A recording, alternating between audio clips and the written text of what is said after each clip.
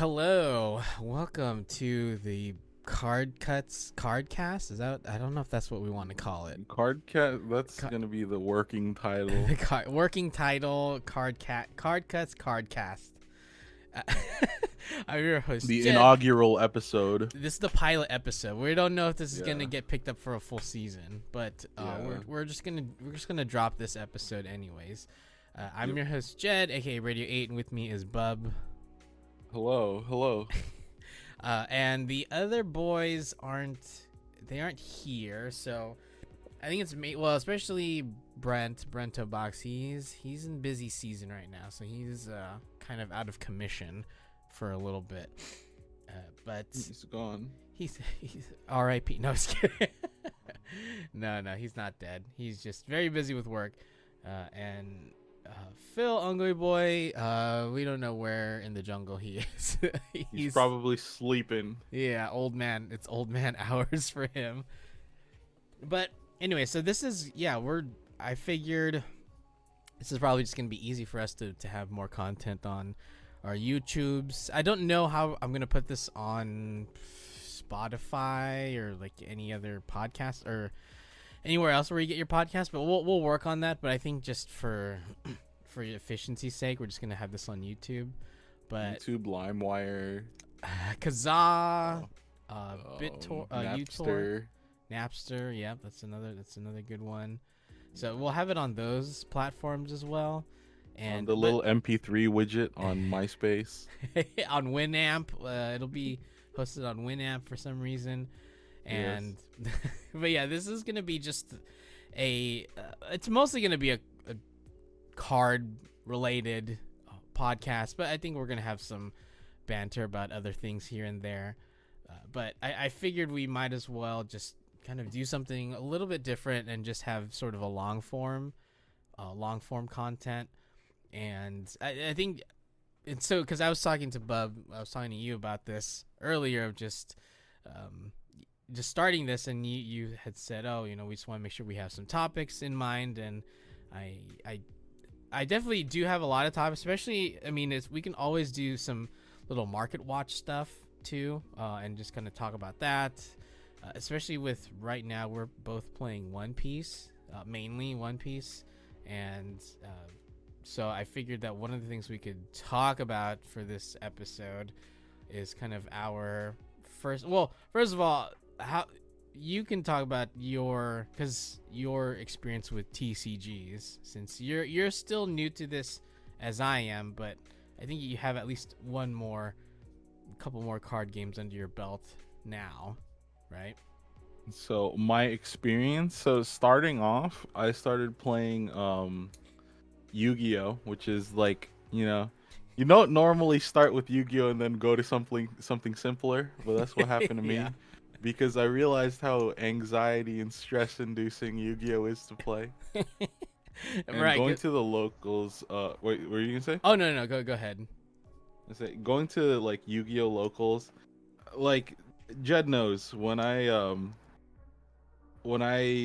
am in tourney, I get very anxious, especially around a lot of people. Mhm. But Yu-Gi-Oh, I think it's dialed up like 10 times just because I'm talking to lawyers whenever I play. I'm talking to it's like I'm talking to a cop. Yeah, I who, feel like knows everything the I do law. is wrong. Right. Even though you think you know that what you did was right, they're like, no, actually, in section 8, Yeah. page 81, under paragraph 3. Yeah, they're gonna 5150 me. I'm a harm to myself. Yeah, you're going to it's to, what's it called, Edison format for you. Yeah, I can't, like Yu-Gi-Oh, I have a lot of fun with it. I like the complexities of it. I like that it's kind of like solving a puzzle. Mhm. But I also, that's the terrifying part of it, is knowing when to activate stuff, like especially during your opponent's turn. It's already enough like during your turn trying to remember a combo or something, Mhm. but like on your opponent's turn you have to play during that time, and then they're always visibly angry that you're doing that, even though that's part of the game. Yeah.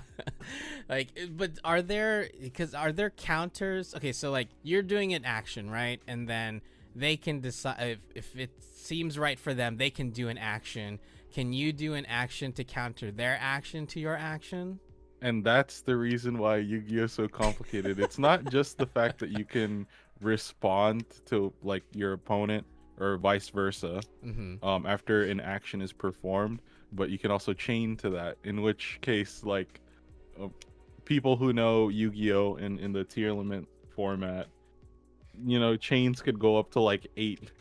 Really? Oh my god. Yeah, 8 or 9 So regularly. you're countering to their counter to your counter to their counter to your counter. So it just kind of builds up like that, or it can just get that. Yep, and then it has to resolve, like, it has to resolve whatever the last thing that happened has to resolve first, and then you have to go.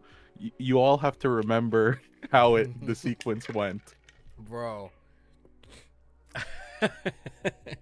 It just reminds me of there's like a compilation video of video game characters doing backflips in cutscenes where they had no need to do a backflip.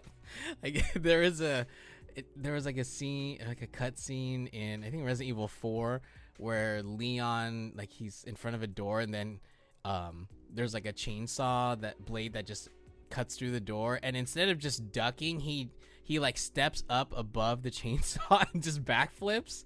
And there's like no reason that you need to do that when you could just, I don't know, just go prone immediately. I feel like that's what Yu-Gi-Oh is, where you're trying to do all these acrobatics to something where you can just step over the fence.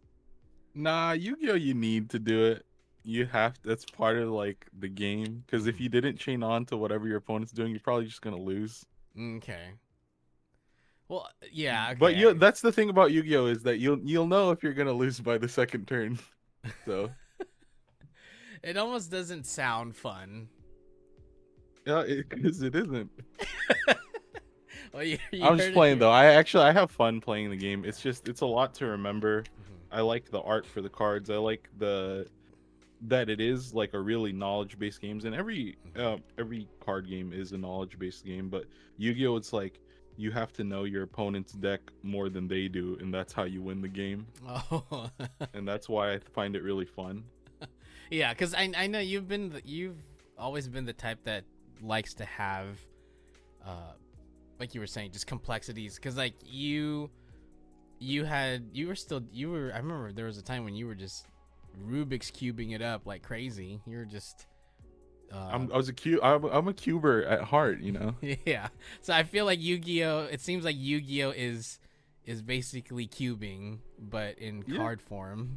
In a way, yeah, I would say so. Yeah. Cuz yeah, like you're saying, cuz that's I tried to learn Yu-Gi-Oh with you guys, and I couldn't.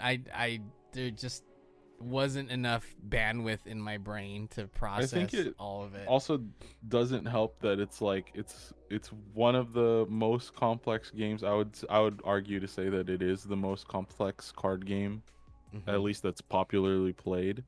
And that was like the first thing that you tried to learn. Yeah. But now that you have a grasp on like One Piece, and then like just I guess the mechanics of the game, because there's the upfront thing of the game where it's just like you reduce your opponent's life stack to 0, and then you swing one last swing open, and then you win type of thing, right? Yeah. But then there's a lot more that goes into that, like countering the correct time to counter, or like when to take hits, like just different things like that. Yeah, because people have described One Piece as it's a very low floor of entry, but it has a very high skill ceiling if you want it to be. Just like a few moments ago, you were playing against a Sakazuki player, and he was just it almost had this kind of Yu-Gi-Oh like dance to it, where he was just like trying to combo off a bunch of things to reduce your big body characters and just put them within range of a KO. So like you can have just complex decks like that, or you can have much simpler, I guess, let's just call it simpler decks. Like one could argue Katakuri is a pretty that's It's almost a brain dead deck. yeah, it's an autopilot. It's an autopilot deck. or even something simple like Zoro is a very simple deck to learn because it's just swarming the board and just Yeah. instead of hitting really big like a couple times, you're just poking holes at your opponent multiple times so that they're like Yeah. running out of resources and running out of cards in hand and just getting them so that they can't block anymore. Yep, that's another degenerate deck. Yeah. I mean, it's a cheap one though to build. Like it is a very cheap deck to build. I think it's a good. I would say that that's a good cheap starter deck. Oh yeah, for sure. Starter like if you're just getting into the One Piece card game, if you don't want to buy, because like a starter deck, it can only take like an actual starter deck can only take you so far, but at least like a Zoro would be an easy one that's pretty cheap to build. Even I mean Rebecca is one that's it is a complicated, it can get pretty complicated, but it is like one of the cheapest, as well as Nami is a very cheap deck to learn. But I would say like for the basic gameplay loop, I think Zoro is the best for someone to learn off the bat. Rebecca is more complicated in the way that it's not a linear play style. It's not really something that you play things on curve. mm-hmm. Like Zoro, kind of the same in the way that you're just playing, you're spamming with your small bodies, but that's kind of like easier to get than it is for Rebecca, like sequencing your combo to remove things, stuff like that. Yeah, so I mean at least with One Piece, that was something that I was able to pick up pretty quickly, I would say. And well, I remember that was kind of like the thing that got you a little more interested in like the gameplay because I had told you that I was trying to explain the concept of like the black cards, like why would they minus the dawn cost of your opponent's card or whatever, and I was trying to explain to Phil, but he didn't get it just because he had never seen it in action before. Oh, okay. But like when I explained it to you, you kind of got it, and then that's what made you want to like learn more about like that mechanic. Yeah. I mean, it was initially kind of overwhelming knowing what colors do what, like what the specialty of each color of each card does. But I guess, but over time, like I pretty much have like learned, okay, purple is just doing dawn minus effects. Blue is like for like removals, like and bouncing cards, ability. drawing, trashing. Black is mainly like lowering the dawn cost of cards, and like recursion. KO based removal. Yeah. Yep. And then like yellow is just manipulating your life, and gambling basically with those stupid triggers. Yeah, and green winning is by losing. Yeah. So like with yellow, you can lose, but then you can win. Yeah. And like green is for resting characters to make to open up the path for like you rest a blocker so that way your opponent can't block, and you make them vulnerable. So so it took me a while to kind of understand what each color does, but I think just because of the way that it's structured and that it is quote simple to learn, that it is definitely one. And like now that I'm kind of learning One Piece, I'm kind of getting the concepts of other card games too, like Lorcana, which is like even easier to learn than One Piece. I was even thinking about, I don't know, I kind of wanted to look into Flesh and Blood just because I don't want to get into Magic. That's I'm not really interested in that. The only Magic card that I bought was just the Junji Ito, one of the Junji Ito cards that he did for Magic, which I think is like super sick. But other than that, I'm like, I don't know. But I mean, there's like Flesh and Blood that seems interesting. But our buddy Alex, he's doing Shadowverse, which I might look into that actually, because I think it'd be fun to play with him with Shadowverse. But yeah, anyway, so like kind of going back to the initial point here, like I think we wanted to one of the topics I wanted to have for tonight was just to kind of talk about our first like One Piece local experience, because you've had the Yu-Gi-Oh local experience, and from what you said, it was just a stressful. Well, like what happened in your first locals with Yu-Gi-Oh? First Did you locals choke? with Yu-Gi-Oh, that was with Brento. I lost all the games, but I mean honestly, like my opponents generally throughout like locals are all very nice. It's still like it was very nerve-wracking trying to remember all the things that I could activate, and pretty much I would just freeze on the spot on my first like Yu-Gi-Oh locals, where I would just let my opponent do stuff when it's like I know in my head I could counter this or whatever, but it's like Yeah. I didn't feel like it's like, oh, maybe I'm not right, maybe I can't do that or something. I would just doubt Yeah. myself. Mm-hmm. So that's how it was for like my first Yu-Gi-Oh one, and then I kept going more, and then I got a little more confident. But still with Yu-Gi-Oh, it's just there's a lot to remember, Mm-hmm. and it's I have a problem with being around a lot of people. I have a little performance anxiety, so the more I have to think about something, the more difficult it is to do, of course. Yeah, which I But did want to ask you about, because at our first locals that we went to together, you wanted to play Sakazuki, which is like a very combo heavy deck, and so I'm curious of how, like, what was your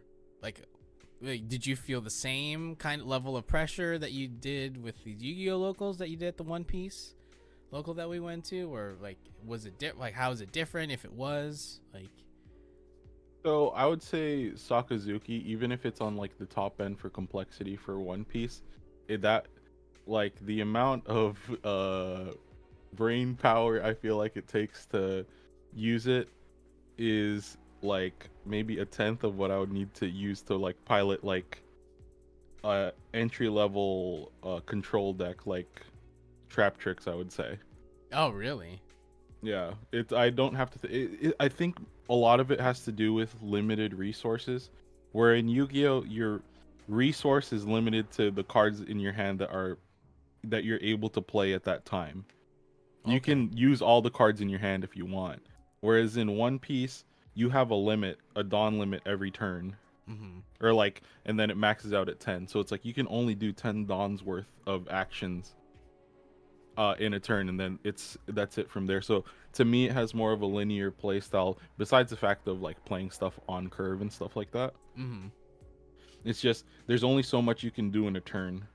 Yeah. So where in Yu-Gi-Oh, even if like I'm ahead and I'm about to do the kill turn where I have all the damage on board, I'll still be like, oh man, is there anything else that I have to consider? Because I can do it. It's like me with Android phones. There's so much I can do with it that it's like I don't know where to stop. And then I get Yeah. more caught up in doing a combo than I am just closing out the game. Yeah, so like you end up doing so many extra more steps when you could have just I could have what? just swung for life. Yeah. So but then like how did you do in your with Sakazuki in your first locals, OP locals? So 3 and 2, Mm-hmm. first 2 games were mirror matches against Sakazuki, Mm-hmm. which was like that was like my nightmare situation. But I was able to beat them, and I realized it wasn't that bad. The One Piece, the top decks, Alvin Sue, his deck list that I got was pretty good into the mirror, so it was pretty enjoyable for me for those games. Mm-hmm. The third game I played Rosinante, which yeah, he didn't. I felt bad. Didn't really stand a chance. But then I got hit by Whitebeard. Yeah. It feels bad. It feels bad Yep. going up against Whitebeard. Yeah, and then you heard even from like our table, we were Yeah. like one or two tables away. It's like I asked him how many cards in hand, and then he's like 9. I'm like, damn. Weren't you like that's racist? That's yeah. I said that's racist, and he's like, yo, yo, which it was. It was against you know, it was against my race that he did that. Of course, it And had to then be the white deck, right? yeah, see, just racist Oh, white kidding. beard. And then after that was Ploofy, and I felt like I could have won that game if I actually drew Rob Lucci, but the only Rob Lucci I ever got, I had to pull him out of the trash, so Oh no. that wasn't great. But you know, it's like it, you know, builds confidence when you go. Definitely, especially like a nervous guy Hmm. like me. Definitely One Piece behooves me more just because it's less things that I have to consider. So I Yeah. obviously I was freaking out when I just got there and was like, oh man, like Where you're you like, I saw want to me. leave. Yeah. Yeah, it's I was like hoping that I was too late to get called in for it, but I made it in. And you know, after the first game, I lost my shakes, Hmm.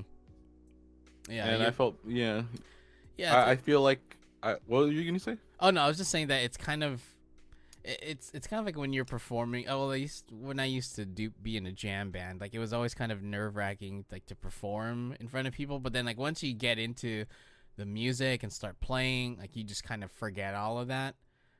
Yeah, So it's not like it was the same for you. yeah, it's like I would just get into the routine of it's like, okay, we finish up the game, we do fist bump, and then we'll pack up the. Actually, no, I was chatting with the guys after I would play them, and they're all really cool guys. Mm-hmm. Then you just take your bag. Just I think understanding the routine of like laying out stuff too is like I think that always puts me at ease. I think Mm-hmm. I've never been an OC. I never thought of myself as an OCD person, but maybe that's what helps put me at ease is just like doing things neatly Yeah. when it comes to that type of stuff at the very least. So Yeah. And do you think it's maybe just because it's also a public setting too, especially that you're just like, oh, I need to make sure that everything is organized. maybe it's because we were packed like sardines. Yeah, that was a sweat fest. Yeah. Which I didn't. I was trying to understand why it was so why it was so packed, and I didn't realize. Well, at the time of the recording of us recording this episode, like the next weekend is nationals, or it's Card Fest, which is nationals. It's considered nationals. I think. Yeah, so I think that's now that I think about it, it's like okay, that's why the locals was so sweaty. I think everyone's who's trying to go to nationals, to Bandai Card Fest, they're just like really trying to get their reps in before next week, since that's going to be Yeah. a really big event. And Yeah, I actually didn't realize that because 3 out of the 5 guys I played, and probably the other 2 as well, Mhm. they told me it's like that they were preparing for Nats. Okay. Yeah, so but I guess it didn't click in my head how soon it was. Yeah. Wait, speaking of, did you already register? Yeah, I did. Oh, okay. Yeah, you were at the house. Yeah. Oh, okay. I just couldn't. I don't remember a verbal confirmation from you. Oh yeah. I did it. I got the app. Okay, cool. I know, what a garbage app. Yeah, it's terrible. Sorry, man. You gotta, work on your card games and then work on your app. Sorry, not sorry. They gotta reprint cards so that the market's not as goofy and wacky as it is. Yeah. Yeah. We'll get to that in a little bit. But yeah, like for me, that was super bad for me. The the locals. I mean, I actually admittedly like I couldn't. It was just L after L after L. It was, like I don't know. To me, it was very overwhelming for me that I actually did drop out for the last game, because I thought like 4 rounds I could have, that would have been enough for me to handle 4 rounds, especially for a locals that was that sweaty. I think that would have done it for me. But the fact that they went to 5, I was like, I can't do this. This feels so bad. I think if I had gotten at least 1 win, I would have been fine. But I don't know. It felt, at least to me, it felt really bad going 0-4. And I was talking to one of the guys, the owners, and I could tell just by his tone of voice that he was just kind of disapproving of me dropping out. And I had even told him this was like my first my first ever locals, and this is all a new experience for me. And then he like was kind of saying, oh, but you're playing for fun, right? And it's in the back of my head, I'm like, yeah, I mean, games are fun, but then you don't tell me that you still want to keep playing after you just keep losing to the same boss over and over and over and over and over again. Like, it's okay to just be like, all right, what, I'm just gonna come back to this, and Yeah. I'm just gonna like stop, because I don't think I could take more of this. And I think, I mean, I get it that if you're a first time player, I mean, that's just how like it'll go, right? Even my buddy AJ was telling me that's like he had his losing streak, and I guess it's just for me, I just wasn't mentally prepared for all of that. But it was, I mean, there were some really dumb mistakes that I should have seen, because what was my first, my first match was a Sakazuki player, so that was that. Yeah, I mean, obviously, spoiler, I lost that one. It was that, and then a Yamato, which that one had I had some really bad plays on that one. Just thinking back on it, if anything, that should have been an easy one for me, but I don't know why. For some reason, I think also just my draws were really bad. Like, I was bricking pretty hard on. I feel like on all my matchups I was bricking pretty hard. I don't know. I think there's a problem with your list that you might have to adjust then. I think so. But I did adjust it for yesterday's local that I went to over in Burbank at Emerald Knights, and like that one I was able to get 2-2. But anyway, so like I won I went against Yamato, I lost, and then it was a Ploofy that I went up against and lost, and then another Ploofy that I went up against and lost. And yeah, so that was, I mean, admittedly, I should have just seen it through the end, but it just felt bad for me. But the other local I went to last night at Emerald Knights, that one I was able to get at least like 2-2. So that, to me, I was super elated with that one. And I was telling you over Discord, just especially the last match, which that one I got the win for. Like, that one was against a Rosinante, and like we had 2 8-cost kids on the board, both with 1 Dawn attached to them, and we were just trying to outkill, or just trying to kill each other's kids. And then like, I changed up my deck to include 3 4-cost Yamatos, because they rest a 6 or less on play. And I know that there's obviously wasn't sure if I was gonna be matched up against any Sakazuki players, or I mean, I knew Purple Luffy for sure, and I mean, those ones will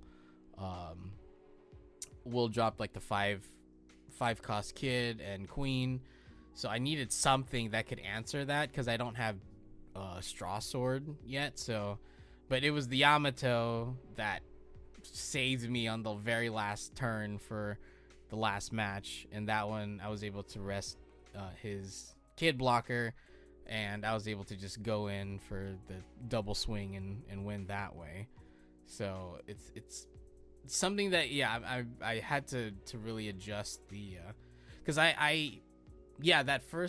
our first locals, my deck list was there were cards that I just wasn't even playing. Like, I wasn't really playing the 5-cost Frankies. So I took those out. I took out the Frankies. I took out 1 Doflamingo, and then I took out I took out 1 or 2 X-Drakes. And then I put in, so I took out 5. Oh no, I took out 1 X-Drake, 1 Doflamingo, and then 3 of the Frankies, and then I put in 2 of the 8-cost kids, and then 3 Yamatos, just to see how that would go, and I think it's pretty decent.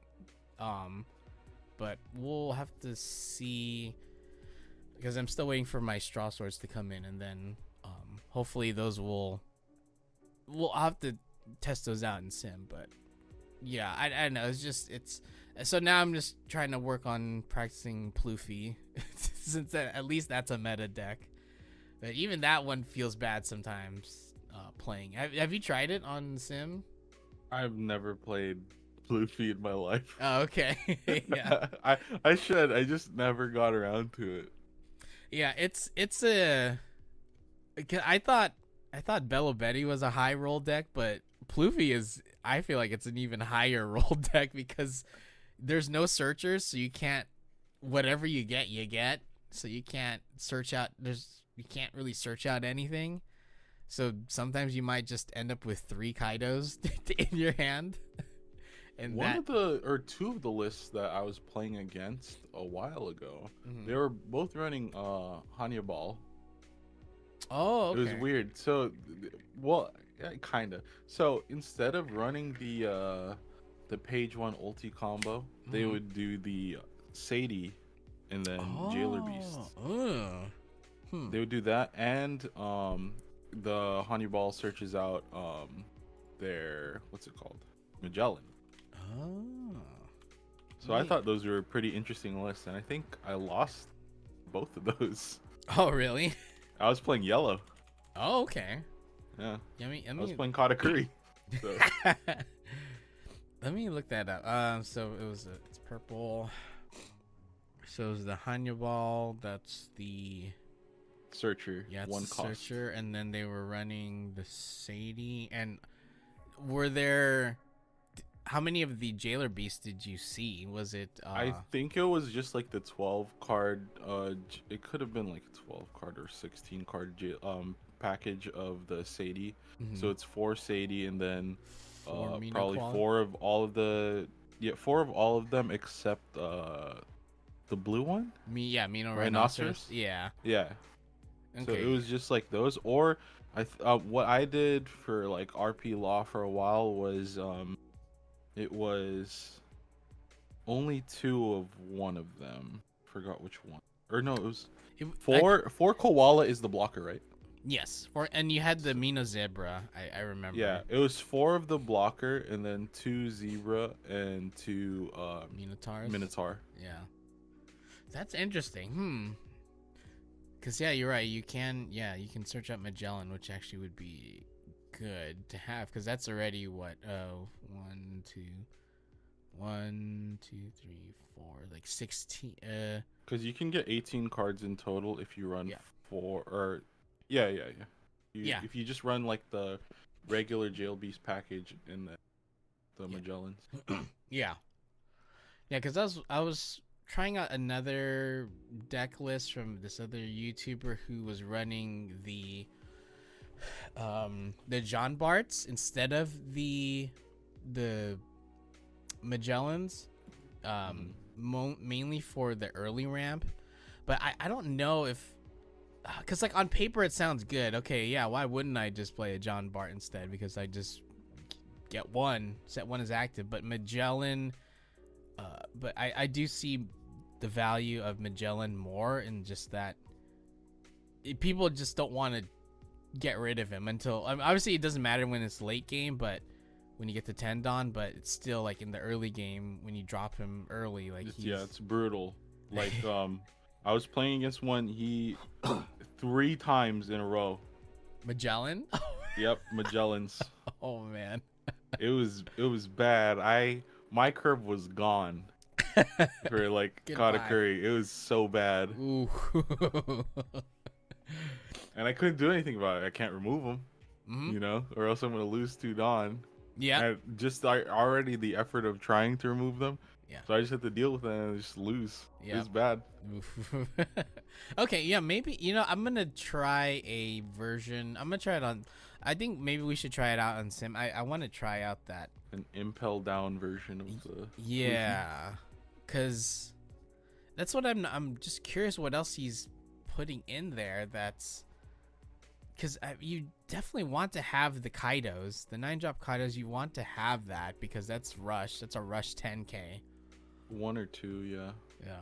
I don't know. I think you need at least 3. I not 4, but definitely 3 because you do need to have that in hand. But at least it's good to have the Hanya ball just so that you can search out and just sort of filter out. You know, because possibly the Hanya ball too is nice because the Sadie is a 2k counter, so it's like 2k searchable. Okay. Okay, interesting. Yeah, so I'm gonna actually try that. We'll put it together a list on Deck Builder. Yeah, because I haven't, because even on the because I was trying to find a top deck list and I didn't see anyone that was running the Impel. It was probably just somebody just made it up. Yeah. Maybe on YouTube, or some people just had the idea. Yep. Here, I'll make one. I was, to be honest, I was actually making a, because I saw some videos of like the new OPO7 leaders, and one of them I sent over to my friend Celine, and I don't know if we want to talk spoilers of OPO7 already, but like the second that I saw one of the leaders, like I was like, oh, that's already, like I was already thinking about cards all the way from set 1 that would just go well with that leader, and I just started making like a rough deck list for that. So it's a pretty interesting. I mean, it's good to have those things in mind because, I mean, that helps you be a better player. Honestly, just like noticing what would synergize well with any sort of deck. Yeah, especially with this OPO7 leader, like I was thinking of cards that, oh yeah, if you can use this leader effect on this card that can do this, and then there's other cards that people don't use, but now there's definitely a valid reason to use some of these other cards. But yeah, so from our first locals, I think it was a lot of fun. I mean, it was still a lot of fun, even though, I mean, I took a lot of L's for the first one, but I think it was still a very good learning experience. But I don't know, I felt like, I mean, the people there were nice, but I still could kind of sense. I'm just kidding. I hate them. I hope they. No, I'm just kidding. But I do feel I could sense that air of them just trying to focus on Nats, and so that, I don't know. I felt like there was a little bit more of a serious edge to a lot of the players there. Yeah, I could agree with that. Yeah. So, and they were, we were going up against Asian players, so yeah, there's that. I mean, we're Asian too, but it's like there's Asian and then there's Asian. Like, yeah, there's the ones that are born holding a calculator. The ones that already know how to win in StarCraft too. How to tie their shoes. Yeah, I don't. He's Velcro. I was telling my sister that there's several different levels of players. You have your beginners, your intermediates, your experts, and then Asians. Yep. So there's always an Asian who can do it better. Yep. So I was just joking to my sister. It's the dorkier that they looked, the more I knew I was gonna get washed. You're gonna get it. Yeah, I was definitely in for a bad time. But they were all still really good. All really good players, and I do want to get better, and yeah, I do want to go to some more locals. And I'm down to go too. Yeah, I mean, I'd be down. It's just I'm wondering how it's gonna be after Nats. I wonder if the store that we went to, Perfect Rares, I'm wondering if it's gonna die down a little bit afterwards, or if it's just still gonna be super sweaty. I feel like it's still gonna be pretty sweaty. Like the times that you guys have been there when they had One Piece locals, was it always busy or? Yeah. It's not, I would say not like that like busy, but it's still pretty busy, like the store would get filled up type of thing. Sheesh. Oh man. I mean, come on, man, it's Cerritos, you know? Yeah, that is true. Yeah. It was actually funny that at Emerald Knights there weren't that many Asians there. I mean, there were some, there was definitely a few, but there was a lot more white people. And I was talking to this one dude, it's like buff Giga Chad Armenian dude who was like, he was wearing like a workout tank top. Nice. And he was playing Katakuri, which I'm like, oh, that's, yeah, very appropriate. It's the Giga Chat deck. Yeah, it's definitely Giga Chat, but he was super cool, and like we were just kind of talking about just yellow in general. And I was telling him about the Olin spice that some people were trying out on Sim. For Katakuri, so I think that was it was still fun, and he was very friendly. And it was a little jarring to see one person there that was just like super fit and shredded. But absolute unit. Yeah, he was, and he was like tall too. He was like tall and buff, and I was like, whoa, this is cool. Dreamy. Yeah, very. I just had stars in my eyes. I was just like, teach me, senpai. Sure. Notice me. But yeah, so I'm looking at your screen right now. You're coming up with a. I'm cooking. You be cooking. 7, 8, 9, 10, 11. Yeah, so I'm starting to get the idea now of like what to look for in decks, and just things to consider, like just things that you have to consider. And there's been so many really good, and that's the thing I love, is that there's been just a whole flux of One Piece YouTube creators that have just been like pumping out really informative videos. Some funny ones too, like Cardi Kaizoku's like degenerate kid deck, which I was like almost tempted to just try and build, just to see how that works. It was just a super event heavy kid deck, so it almost felt like a Nami deck in that way, where it was just majority events. I feel like I was going against the green deck that was kind of like that. I forgot which one it was, but I quickly destroyed them, so I forgot which one it was. It probably was. I feel like someone was trying to copy that deck and see how it goes. Yeah, I could see that happening. Because Kid is still a good lead. I mean, it's a good leader. But the upcoming, oh man, I'm already excited for a specific OPO7 leader for green that I am over the moon for this leader. I try to remind Jed that we're still in this format. I know, but even then it's like I think, but that's what's making me excited though, is just being able to. I mean, I can't blame you. You just got into card games. You know, we gotta. One day we'll tell them the lore. About how you got it. Yeah. Yep.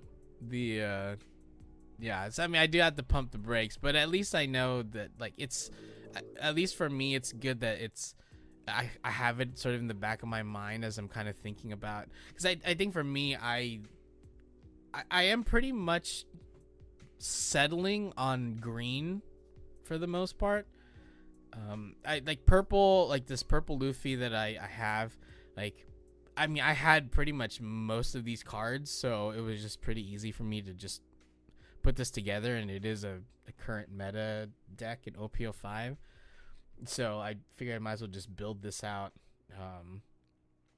But yeah, Yeah, I so at think my least heart belongs to blue. even your Nami. Nami, Rebecca, Sakazuki, Yep. Are you they're gonna all blue do? boys. Are you gonna try the blue Luffy, leader? I've gone against it. It's not doesn't look like my style. Cause let me look it up. It was the I forgot what his effect is. Just because it's the promo one, right? Yeah. Because I've beat every single one I play against. It doesn't it doesn't feel good. Yeah, to it's me. now that I'm looking at it, it is kind of a whack It's effect. really gimmicky. So if you have if Dawn X1 when attacking, if you have 3 or less cards in your hand, you draw 1 card. It's like might as well just play Queen. Or just Ivankov. Yeah, even Ivankov is like so gimmicky. Like I'd rather just play Queen. Blue yellow Queen. What is I keep forgetting his leader effect. It's Dawn X1 if the total when attacking if the total number of cards in your life and hand is 4 or less, draw 1 card. If you have a character with a cost of 8 or more, you may place up to 1 card from the top of your deck on top of your life instead of drawing 1. Oh, interesting. Yeah, it's really annoying. Like people will play that. They pretty much it's like all blockers that they play on you, and then they just counter out of everything to keep that steady balance of cards in hand to just like keep recycling their life. Ooh. It's really annoying to go against. I had like, not gone up against a blue yellow queen Oh player. yes, it's a mad annoying. Is it even more annoying than Rosinante? Because Rosinante is pretty annoying. So that's the thing about Rosinante. I feel like if you're going against, it really depends on the deck they use. You need like because I feel like most decks beat Rosinante. To be honest, like it's just slower, like super control based decks like Rebecca that just they can't handle it. Mm-hmm. But Rosinante is just easy to beat. It's just it has I'll put it this way: it has annoying cards in it.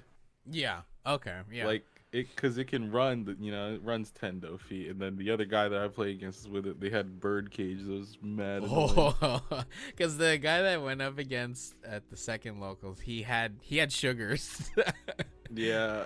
So that was why it took me forever to because I had to like work around the sugar, and then also when he dropped the eight cost kid, I mean that's something I had to like I have to deal with that because there's no other way. Like when there's a specific combination of cards that's like if they have the two cost blocker Rosinante sugar and the 8 cost up, it's so annoying. It's like a maze. Yeah, that's what it felt. That's honestly what it felt like going against that player. It was just trying to get out of that maze and just hoping to get a card in my hand that could get me out of there. And like I said, it was that 4 cost Yamato tech that got me that win. I was like, oh, thank goodness.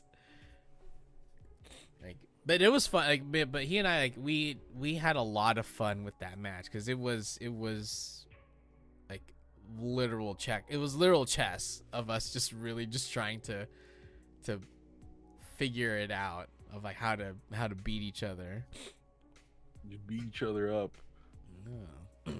I mean, it's like for Sakazuki when I was going up against the mirror, it's like I guess that's kind of how it feels like. Even though it's not the same, you weren't going up against another kid. You guys kind of run similar cards. Obviously, he's not running the film stuff, but like the Don Quixote cards. Yeah. Like so, you're always like anticipating what they're gonna play. That's how Well, I felt like in my Sakazuki mirrors. That's the thing. I wasn't because I never went up like on the sim. I didn't the couple Rosinante players I went up against, they didn't have the sugars, so like I was kind of thrown off when he had the sugar on board. I was like, oh shoot, you can have sugar in this deck, and And yeah, most of the Rosinantes I play or played against have sugar because their cost curve is like uh they go Searcher Baby 5 and then they would go either sugar or the Dofi blocker that lets you set up your top 5 or top yeah, he 3. had those. Yep, he definitely had Yeah. those. And then they'll go like Basil Hawkins. Mm. Um He didn't have a like Basil. He didn't play Basil Hawkins. Basil Hawkins blocker is pretty good too because it has the same effect as the Dofi, but it's a 6K blocker. Yeah, that's the starter. Oh, is it the starter They do deck that one? or they go Oh no, it's law. the 5. Oh no, it's the blue. Okay. Yeah, on block, draw 1 card if you have 3 or less cards in your hand. Then this character gets 1,000 power during this battle. Ooh, okay. Yeah, I don't think he didn't play that. He had the law, blue law blocker. Oh, the 1 cost. No, he had. I thought blue Wait, law was it? blockers 1 cost. Wait, which one was it? Hold on, was it a law? It was a. Oh no, it was. I think it was the green. Was Yeah, it? green law. Yeah.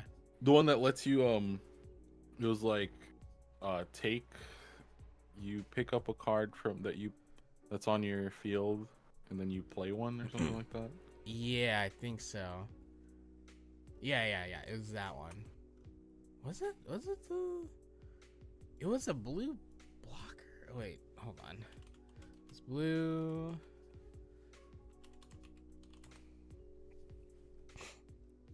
Or was it another card? Oh no, it was a. No, I think it was an X Drake. No, I think. Yeah, I think it was X Drake. No, yeah. No, he dropped an X Drake, which is the it's basically the same as the Dofi, the 3 cost Dofi. Okay, that's the one. Okay, I mixed that up with the basil. Yeah, the Basil. Basil. Yeah. Okay, yeah. So that's what he had. He had the blue X Drake. So, yeah, that was the one that was his only blocker on field, and that my Yamato was able to hit that, or at least rest it.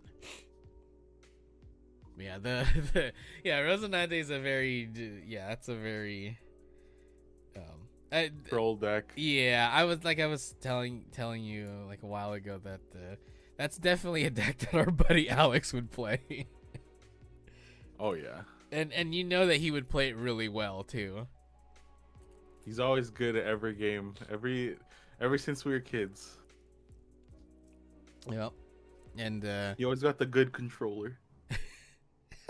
you had the one that wasn't plugged in at all. Yeah, I got the one that was like the left stick didn't work type beat. Yeah, you had the Mad Cats controller. Yeah. Oh man. Yeah, this is it's oh wait, so then the first match that I went up to against on the second or on the local that I just went to was RP Luffy, which I thought I wasn't gonna win that one, but he just drew really badly, so that's how I was able to win that one. And then not all skill. am I not giving myself enough credit there? Yeah, it's all skill. And then I went up against Floofy. I lost against that one. Then I went up against Whitebeard, and that was bad. I'd never gone up against a Whitebeard player before. And Yeah, it's a nightmare. yeah, and I did now. I've felt it firsthand just how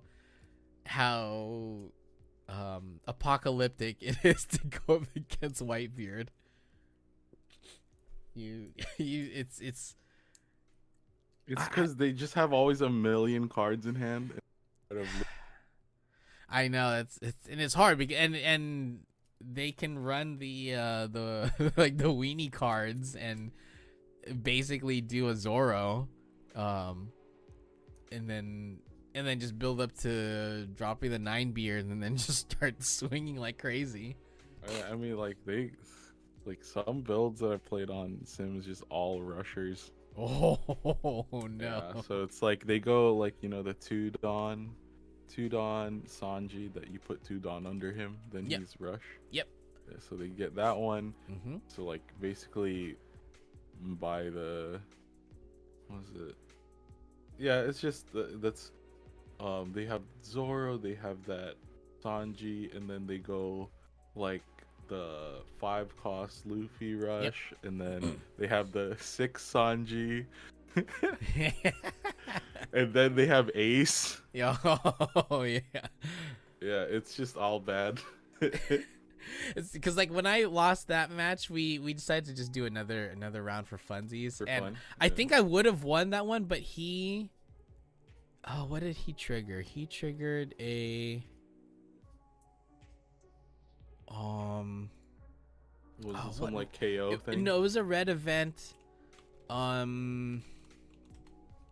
Which one was it? Oh, it was a Red Hawk. No, it wasn't Red Hawk. No, it wasn't Red Hawk. It was crap, which one was it?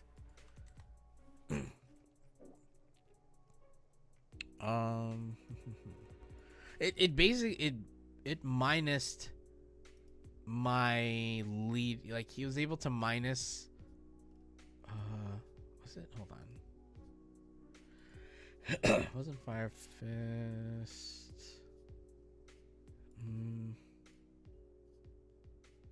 No, it wasn't that. What? No, it wasn't that. Which card was it? I'm trying to remember which card it was, but he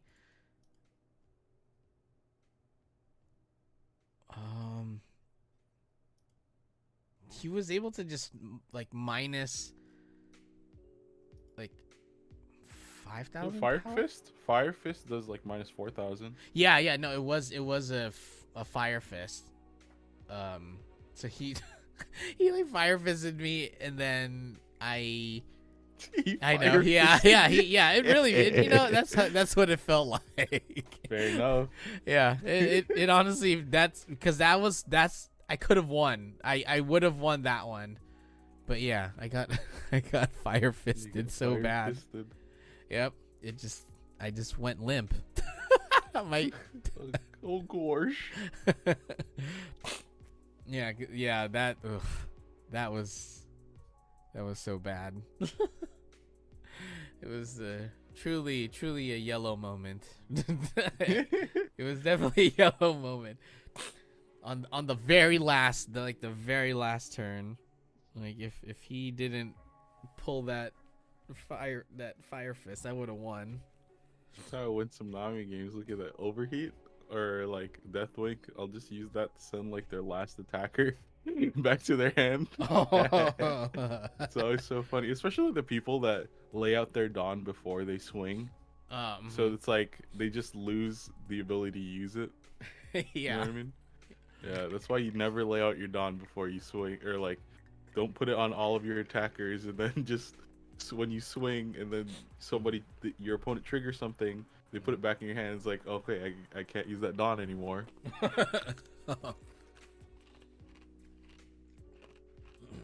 Are you thinking of using Nami for the next local? Honestly, yeah. I have to get over the fact that some people are just gonna be mad. Well, because I know a lot of people. Because for the people that know Yu-Gi-Oh, I play Runic, and going to my last local, people despised. I could see the hatred in their eyes when I would play and do my live twin sprite Runic combo.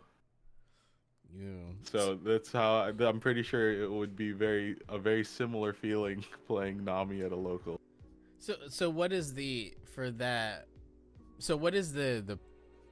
how does Runic work? Like what's is it like in what ways it's sort of similar to Nami?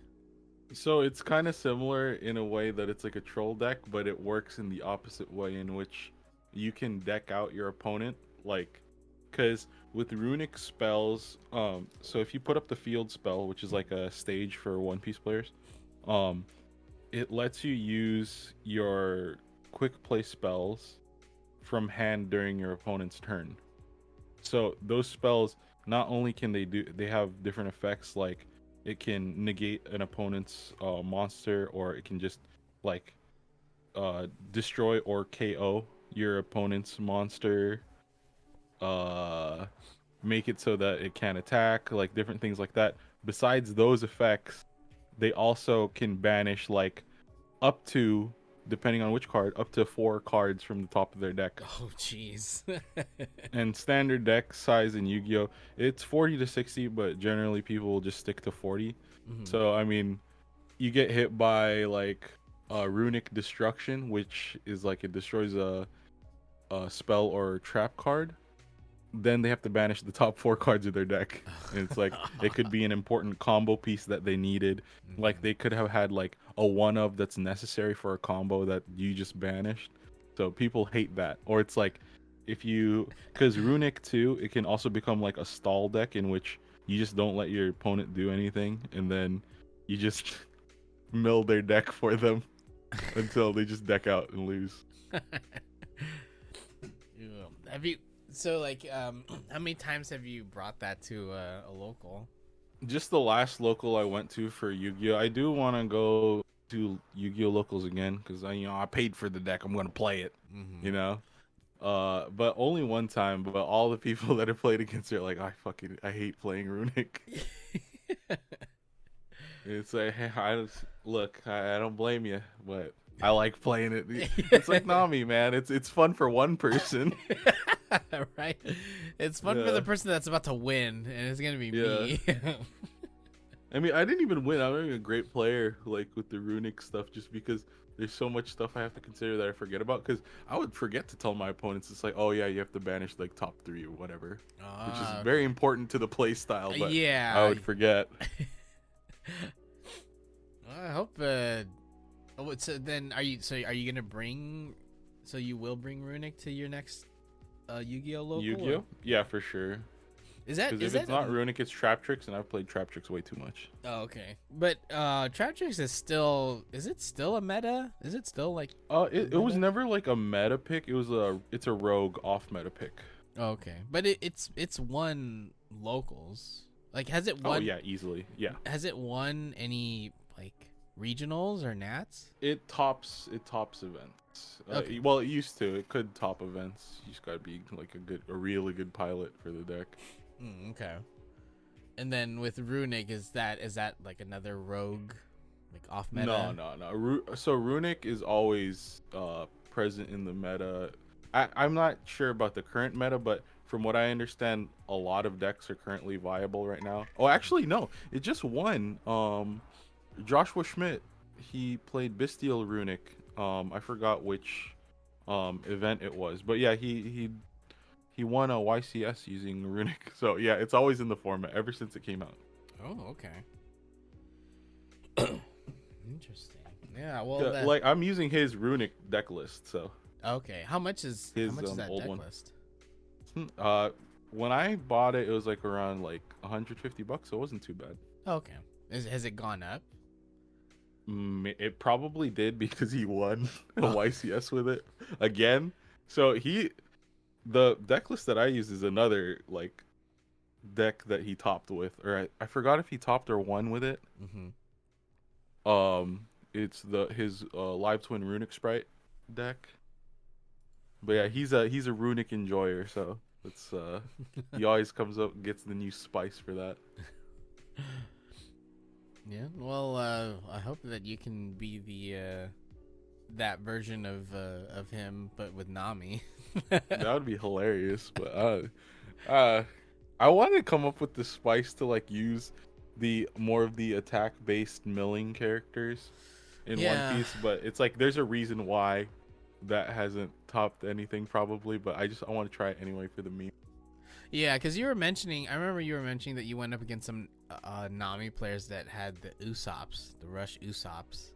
Yeah, they had the Usops. They have, um, was it Belmare that has the attack and then you mill? Yep, yep, Belmare. Belmare, yeah, it had Yep, Belmare, and then uh, the Mihawk, the one where it's like two Dawn underneath, and then you can draw two, mill two, yeah, or that's draw two, the. trash I two. think that's the starter. And that's a 2K counter, I believe. Yeah, Yeah. so I do want to try a list that's like that that has like a wacky curve like that. Okay. Because I was looking at the OPO5 top decks in in the East. There's some Namis that are winning some locals, I guess. Um, so Nami will still show up every now and then. It looks like. Even in I always think that it's like it has a place just because it's like the off meta pick that people don't prepare for. mm-hmm. Oh, this one's actually And they interesting. don't like to play against to prepare. So it's like people that like when they play me on sim, it's like they begrudgingly do it because they know that they're probably gonna have to face it when they play like locals or like just Yeah. tourneys. Mm-hmm. But they never like doing it, and they know it's not gonna be like a high pick. But it's like when they do go against it, it's like that's something that is like mad annoying to them. Yeah, because I'm looking at this one. Uh, there's this one that won 4-0. This was in like New Year's Eve that this was posted. This one has only 3 characters, just Dazbones, just Mr. One, Kaya, and Zeph, and then everything else is just events. So you have like you have like your whole standard, but you have 4 overheats, you have 4 Gum Gum Red Rocks, and 2 Dragon Twister Demolition Breath. Dragon twist after that. Yeah, that one's a Dragon counter. It's a 2 cost counter, plus 4,000 power. Then put up to 1 character for the cost of 1 or less to the bottom of the owner's deck. Ooh, and I like that trigger. Yeah, that's Hmm, yeah. So there's, I think that's they're pretty playing. good. I think they're mainly playing it for the trigger, but Yeah. yeah. So this is an interesting one. So there's like Wait, even less characters. let's see how long are we at? We're about an hour, so we could actually probably we could kind of call it. Yeah, we should probably call it and then save any other things we have to say for another one Yeah, and yeah, be a little more structured next time. yeah. We'll I mean, we'll definitely have plenty to talk about, but yeah, that was our first episode. Hope you guys kind of enjoyed just this little fireside chat. Yeah. And just Having this on while you eat your Campbell's chicken noodle soup. by the fireplace, Yeah. or a trash fire if you live in LA. Yeah, in your $2,000 a month cardboard box. Yeah. But yeah, I hope you guys enjoy this. It was fun to just kind of just kick back and just kind of talk about cards, and Yeah. definitely I'm gonna be figuring out more topics that we can talk about. Like I said, there's always a market watch that we can discuss.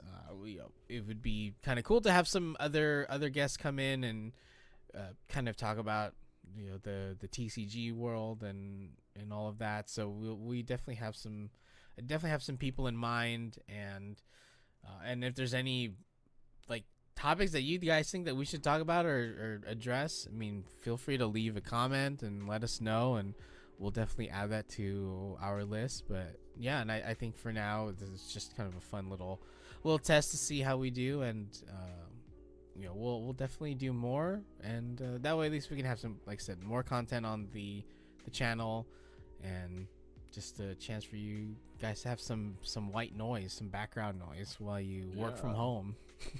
Yeah. Something to have on when you're taking your 2-hour drive to Los Feliz to bury your body at 4 a.m. Yeah, but yeah, something like that. You know, something that will keep you Yeah, awake. it's something similar. Yeah. Something similar, and you know, and if it's something to drown out the noise from the trunk.